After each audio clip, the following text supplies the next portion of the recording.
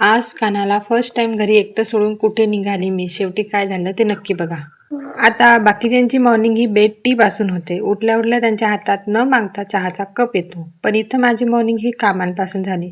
उठल्या उठल्या कपडे धुवायला घेतले. रविवार असल्यामुळे एक्स्ट्राचे पण कपडे धुवायला काढले. पण नंतर असं वाटतं उगाच काढले यार, जाऊ द्या असो.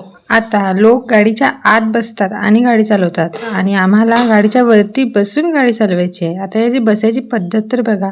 आता याला कोण सांगणार, असं नाही चालवायचं बाबा. आणि सांगून पण हा कुठं ऐकणार आहे. जाऊ द्या असो. मला थोडंसं बाहेर जायचं होतं. तसं तर मी यांना काम सांगितलं होतं, पण त्यांचं आलं होतं जिवार आणि मला काही सामान हवं होतं.